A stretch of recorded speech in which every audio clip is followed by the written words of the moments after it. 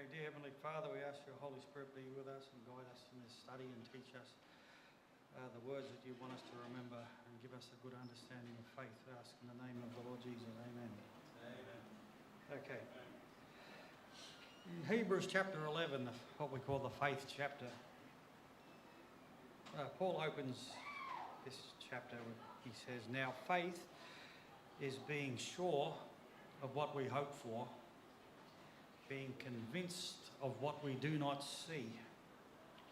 For by it the people of old receives God's commendation." That's interesting. Faith is being sure of what we hope for, convinced of what we can't see. And we're sure about God, we're sure about the resurrection, we're sure about the reality of heaven. So if we are convinced of that, convinced of what we can't see, then Paul says that's what faith is. With this clear definition of faith, Paul makes it quite clear that we are to live by faith. Live by what we can't see and live by what we're certain that we're hoping for. The first verse I have here is Romans chapter 1 verses 16 to 17. Paul says, "For I am not ashamed of the gospel, for it is the power of God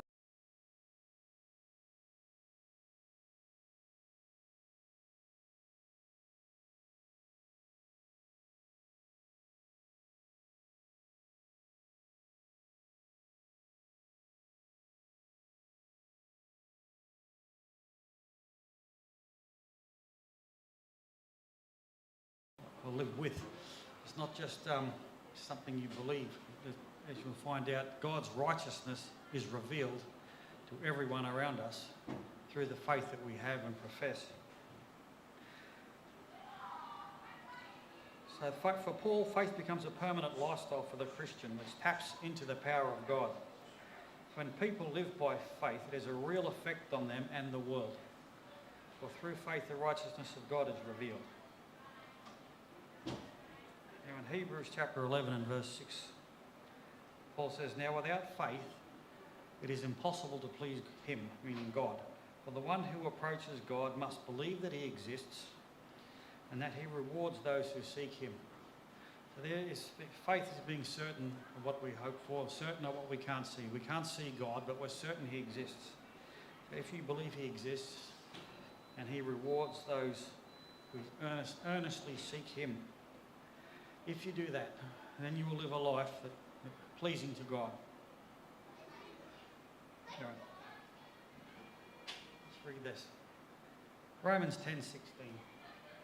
"Consequently, faith comes from what is heard, and what is heard comes through the preached word of Christ." Now, back in those days, nobody had a copy of the Bible, so the only way you could learn the word of God is if somebody preached it to you, like a priest or an evangelist or a prophet. They would read the word to you and you would listen in the synagogues. When you heard that and you believed it and put it into practice, then you had faith.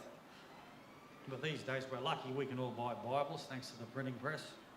So faith doesn't just come by hearing now, it comes by reading.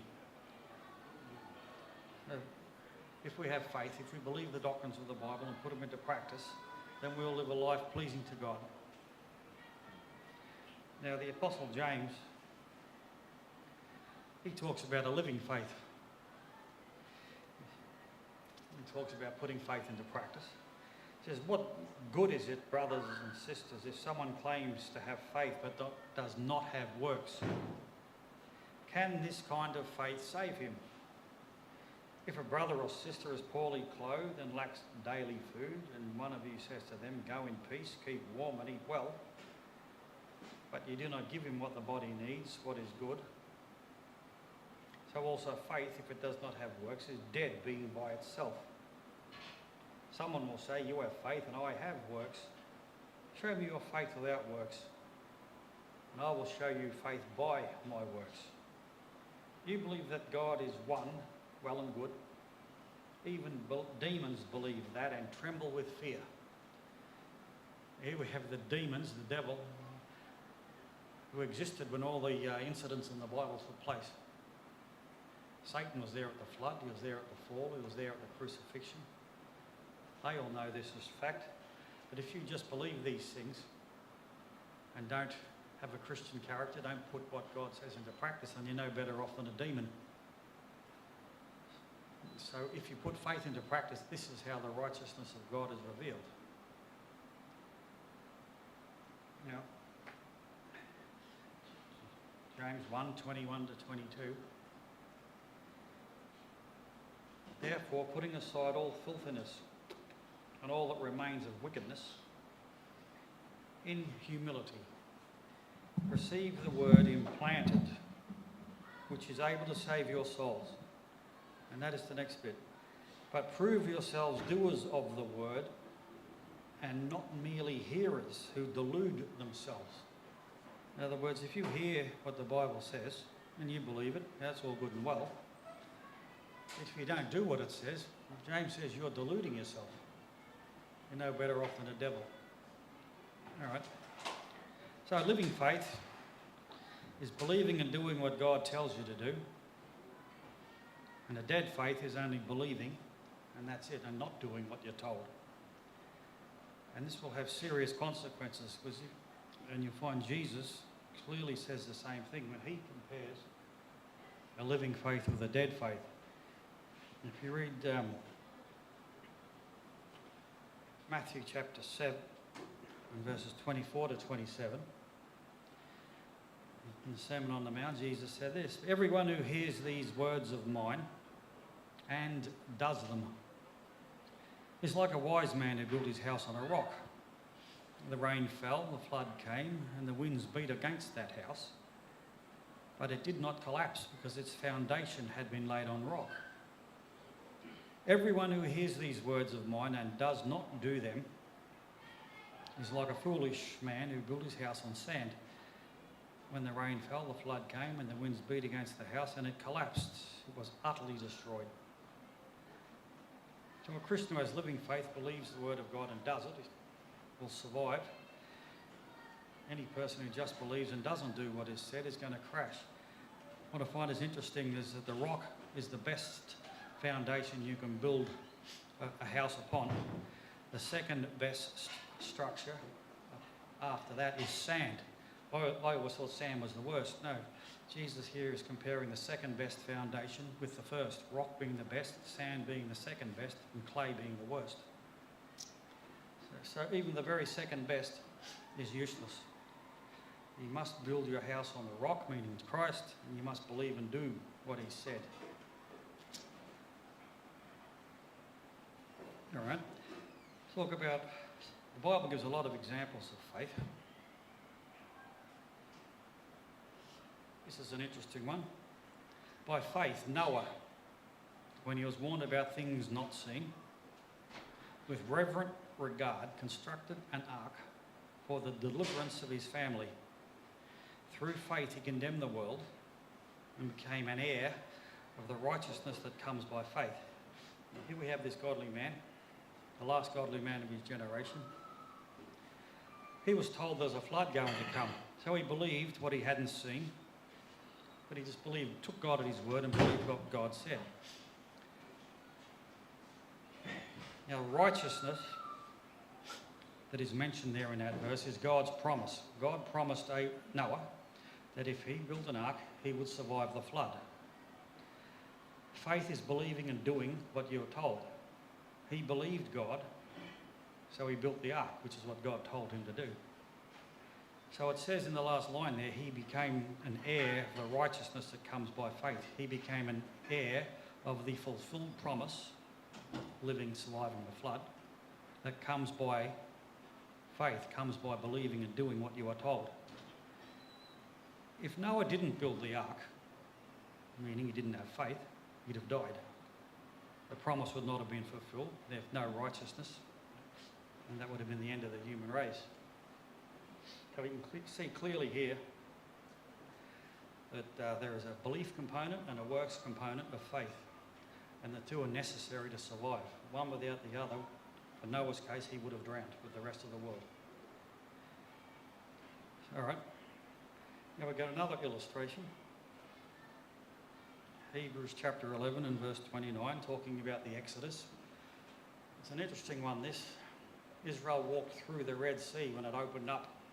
and made a big road right through the ocean. And Paul says here, by faith they, that's ancient Israel, passed through the Red Sea as though they were passing through dry land. And the Egyptians, when they attempted it, were drowned. That's interesting. Israel and Egypt found themselves at the Red Sea. God parted the sea, and Israel was told to march through the sea to escape the pursuing Egyptian army. So Israel believed what God told them and did what God told them. And they survived. They lived. Not one person died. The Egyptian army, they tried exactly the same thing. And what was the difference between Israel and Egypt? Israel was told to walk through the Red Sea. Egypt was not. They tried to do something God did not tell them to do. And it cost every one of them their lives. They didn't have faith, even though they mimicked Israel. You cannot have faith unless you are believing what God tells you, and then you do what he tells you. And if you start doing things that God has not told you to do, you're going to end up like the Egyptians. With Israel, there was not one person who died. With Egypt, every last one of them drowned. And the only difference between the two in this case, Israel believed and did what they were told. Egypt was not told to do anything and just presumed that they could follow Egypt, and it cost every one of them their lives. The lesson for us is this: make sure you know what God tells you. Like the preacher once said, if God doesn't call, don't answer. Trust me, you'll regret it. That's an interesting illustration to remember. Now, Satan well knows the difference between faith and no faith. And Satan tried to pull this trick on Jesus when he tempted him in the wilderness. And it says here, the devil took him, that's Jesus, to the holy city and had him stand on the highest point of the temple and said to him, if you are the Son of God, okay, if, well, Satan gave himself away there, throw yourself down, for it is written, and here we have Satan misquoting the Bible, he will command his angels concerning you, and with their hands they will lift you up, so that you do not strike your foot against a stone. Jesus said to him, once again it is written, you're not to put the Lord your God to the test. And here we have this second temptation of Jesus in the wilderness. So he takes Jesus up to the top of the temple and tempts him to jump off, to test his faith in God's promises, in God's protection. Now Satan misquotes from Psalm 91 verses 11 to 12. And I haven't got it up there. And this Psalm 91 where Satan is quoting from, he says, for he will give his angels charge concerning you. And the bit that he missed out, that he deliberately did not quote, it says, to guard you in all your ways. They will bear you up in his hands so that you do not strike your foot against a stone. This part that Satan left out, God's protection is only for those who walk in God's ways. Tempting God by jumping off a temple to certain death is not walking in God's ways. Putting your God to the test, tempting God to save you. God never said he'd save you. But Jesus knew the Bible was able to counteract this false teaching with a true quote from Scripture. Now, Satan tried to get Jesus to believe what God had not said and to act on it. That is a counterfeit of faith. I have heard it said, but I haven't read it, that somewhere there was a false prediction about the coming of the Messiah, that he was going to get on top of the temple and jump off it. No doubt Satan probably dreamed that one up some centuries before. And Satan's come to Jesus. Hey, look at this prophecy about the Messiah who's going to jump off the temple. If you're the Messiah, you're going to jump off the temple. And Satan said, listen, I'm not that stupid. You wrote that. I'm not going to put God to the test. So Jesus' knowledge of the Bible and he acting on it is what saved his life. So that is a very, very strong lesson for us. We've got to know what the Bible says. Don't let Satan trick you into doing something God has not said, whether it's walking through the Red Sea or jumping off a temple, right? because you won't survive. Now, we have some illustrations in the Old Testament. Oh, there's plenty of them actually, but I chose this one. King Uzziah. Now, he was a good king. God blessed him mightily. He won a lot of battles for Israel against the Philistines and the Assyrians. And he got proud after a while. He got presumptuous. And this is what it said here. Once he became powerful, this is King Uzziah, his pride destroyed him. He disobeyed the Lord his God. He entered the Lord's temple to offer incense on the incense altar. Azariah the priest and 80 other brave priests of the Lord followed him in. They confronted King Uzziah and said to him, "It is not proper for you, Uzziah, to offer incense to the Lord. That is the responsibility of the priests, the descendants of Aaron, who are consecrated to offer incense. Leave the sanctuary, for you have disobeyed the Lord God and will not honour you." That's it. Uzziah, who had an incense censer in his hand, became angry. While he was ranting and raving at the priests, a skin disease appeared on his forehead, right there in front of the priests in the Lord's temple near the incense altar. When Azariah the high priest and the other priests looked at him, there was a skin disease on his forehead.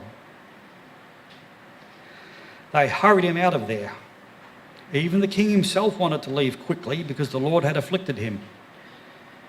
King Uzziah suffered from a skin disease until the day he died. He lived in separate quarters, afflicted by a skin disease and banned from the Lord's temple.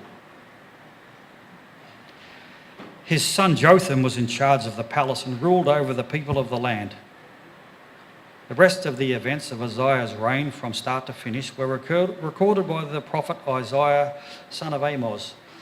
Uzziah passed away and was buried near his ancestors in a cemetery belonging to the kings.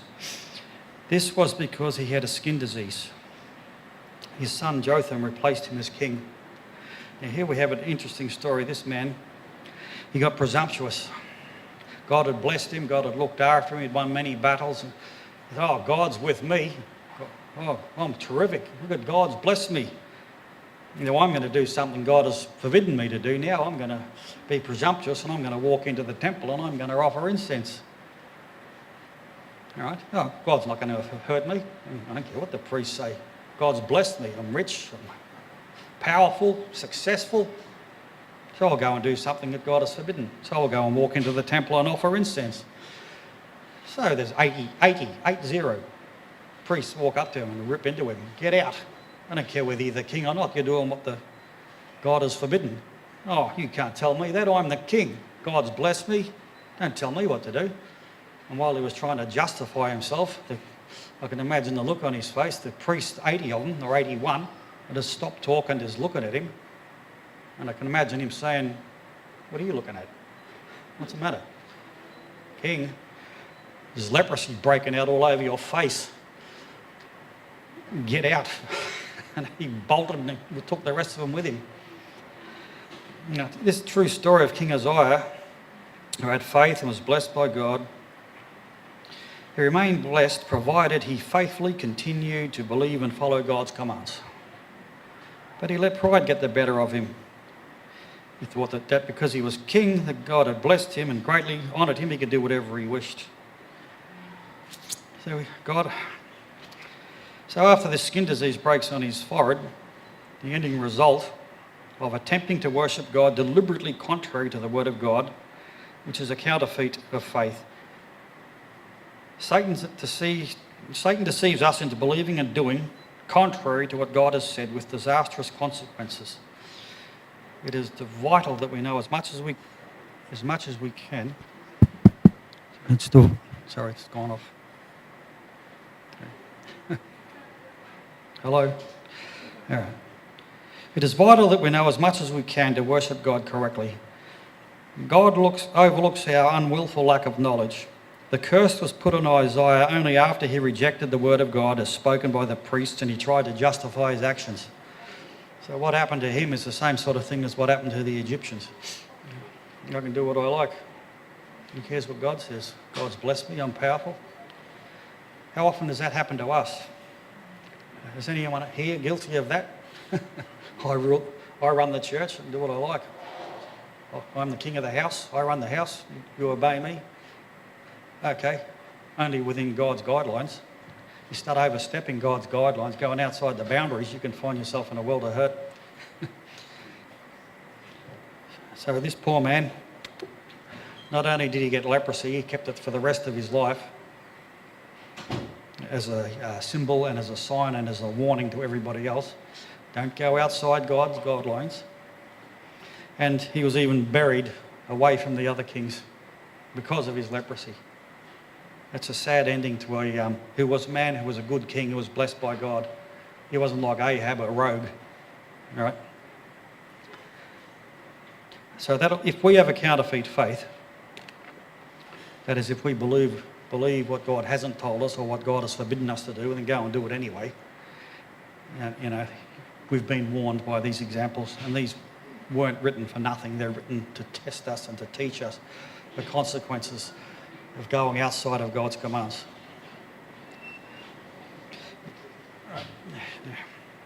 2 Timothy 4, 6-8. Paul is in the Mamertine prison in Rome in the dungeon awaiting execution. And he writes this to Timothy. He says, "For I am ready to be poured out as an offering, and the time for me to depart is at hand." So Paul knew his days were numbered. "I have competed well. I have finished the race. I have kept the faith. Finally, the crown of righteousness is reserved for me. The Lord, the righteous judge, will reward it to me in that day, and not to me only, but also to all who have set their affection on his appearing." And so at the end of his life, Paul bravely and boldly says, "I have kept the faith." In other words, no matter what the devil threw at me all through my life, I've continued, in spite of it, to believe and to do what God has told me. And now, because I've kept the faith, I've continued to believe and do what Christ has told me to do. I am certain that I will be given that crown of life along with everybody else at the resurrection.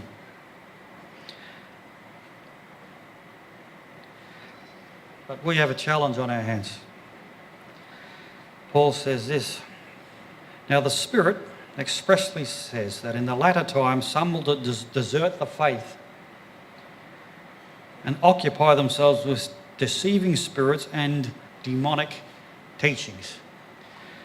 Now, there is that many teachings around Christianity today.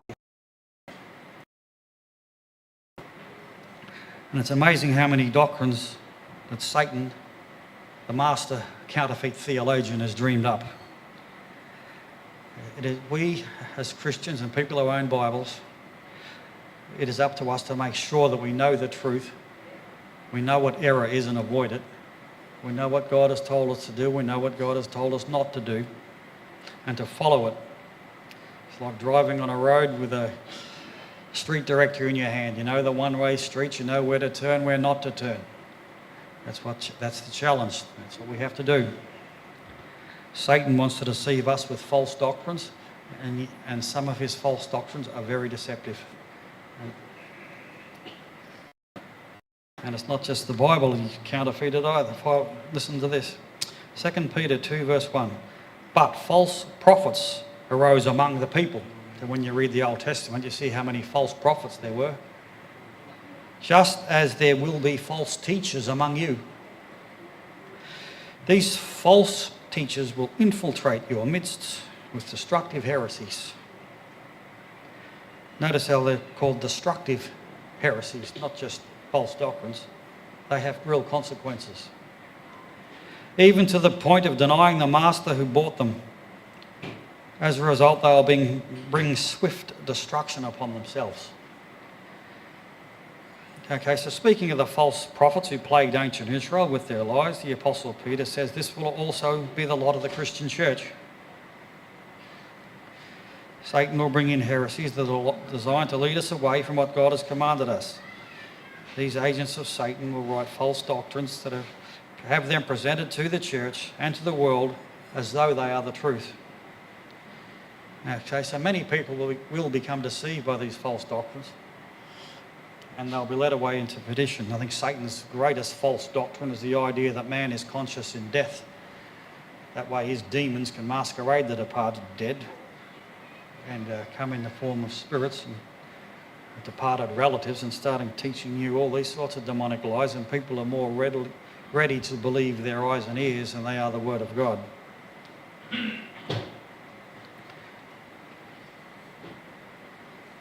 So, not so with the people of Berea.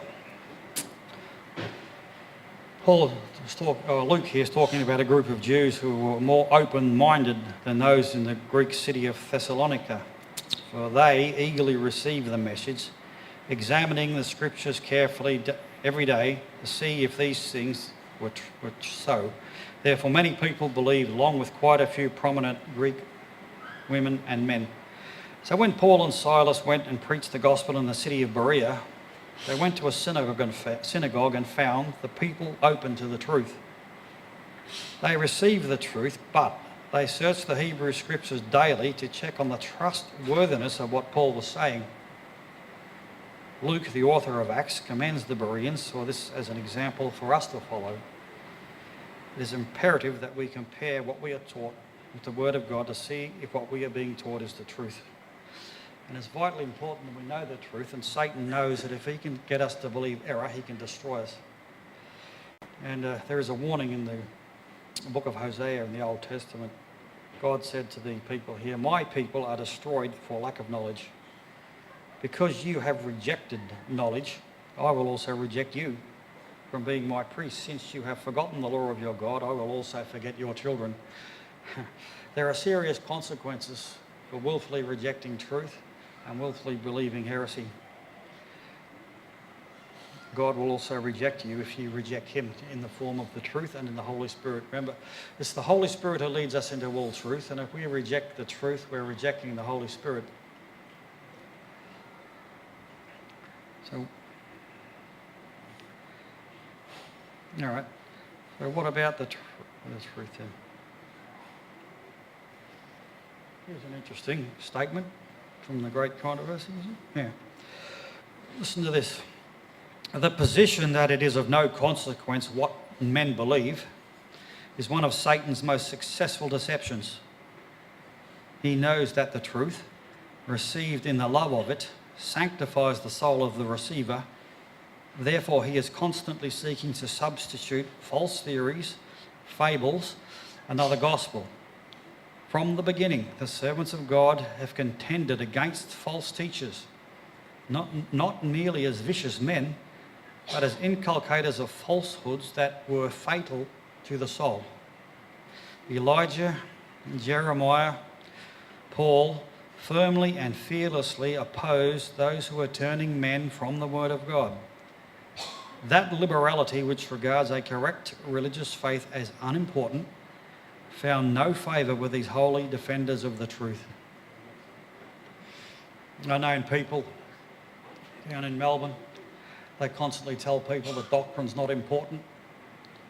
I knew one person, whenever a new convert had come to church, she would tell them the most important thing you have to remember, she would say, is that doctrine is not important. And she said that to everybody. Not everybody is that straight up evil, but there are people who will do everything they can to make sure you listen and believe false doctrines that are clearly opposed by the Word of God.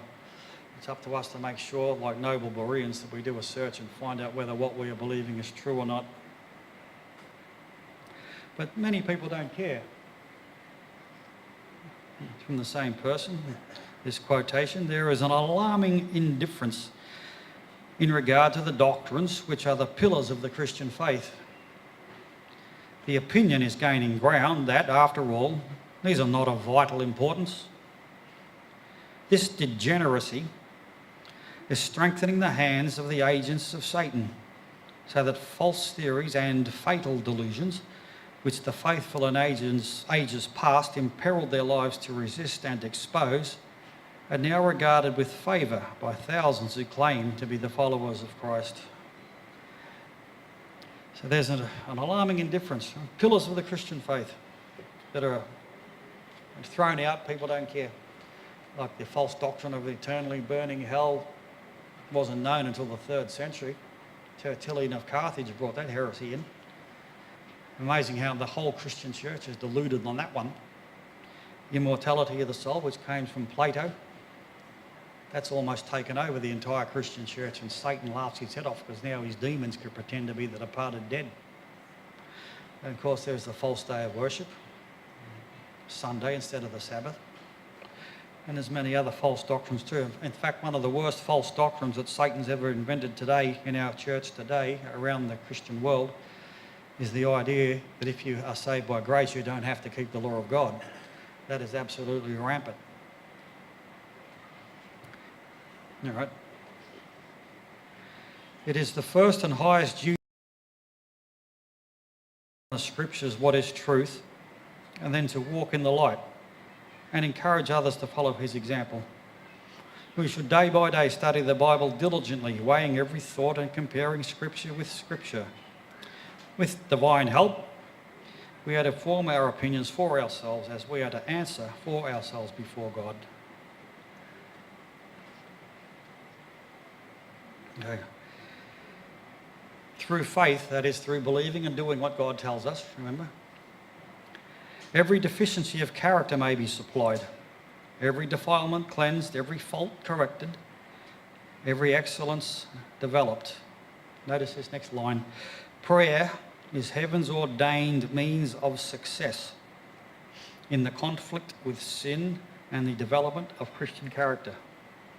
The divine influences that come in answer to the prayer of faith will accomplish in the soul of the suppliant all for which he pleads: for the pardon of sin, for the Holy Spirit, for a Christ-like temper, for wisdom and strength to do his work, for any gift he has promised we may ask, and the promise is, ye shall receive.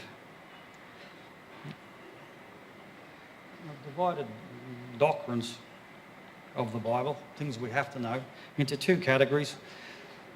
One group of doctrines could be described as knowledge of God's salvation. Another category could be described as things you need to know to avoid being deceived by Satan. And things we need to know on the left-hand column. The gospel, the resurrection, the teachings of Christ, the high priestly ministry of Christ, the heavenly sanctuary, living by the Spirit of God, the law of God, creation. I suppose you can add some more to that if you wish. Knowledge to avoid deception, rebellion and the activity of Satan, spiritualism, the state of the dead, the second advent of Christ, the three angels' messages, the Antichrist, the mark of the beast, biblical talking in tongues. If you were to know all of these as to what the Bible said, you can avoid a lot of deception. And that's why Satan has invented all counterfeits around all of those. In conclusion then, see, a living faith is believing and doing what God has told you to do. A dead faith is only believing what God has told you but not doing it. Satan's counterfeit of faith is believing and doing what Satan wants you to think that God has told you. And those people who say that doctrine is not important are agents of Satan. So what are we to do then? Yeah, it's finished. All right. So it's up to us to know as much of the truth as we possibly can, to pray to God daily for the indwelling of the Holy Spirit, to flee from temptation and to exercise our talents for the glory of God. So that's the end. Living faith is important. Dead faith will get you killed like the Egyptians. Presumption, Satan's counterfeit of faith, you'll end up like Uzziah the king. So let's be on our guard. Let's know as much as we possibly can and put it into practice. Okay, does anybody have any questions? That's the